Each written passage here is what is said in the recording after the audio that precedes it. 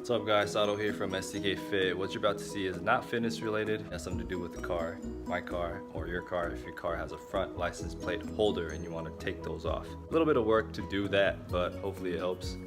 This is my 2017 Mustang EcoBoost, and I don't know about other states, but here in California they come with these front license plate holders because it is a 2 license plate state, but that looks bad. So I'm gonna take this out, and it is a riveted one, so there's no screw or anything like that. Let me show you how to take that off. Yeah. So here is the one side that I took off.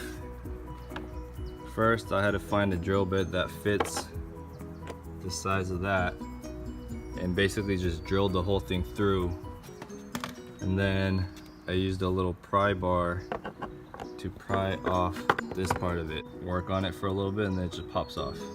So after about 5 to 10 minutes of working on it, finally got it to pop out, but it does leave little holes right there which I can get little things to plug it in.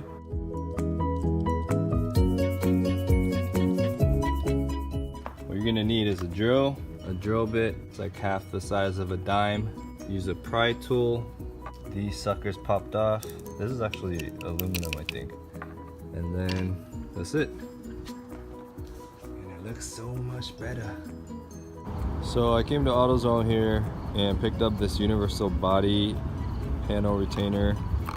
It's like $3.50. Plugged up those holes right there, and from far away you can't even see it.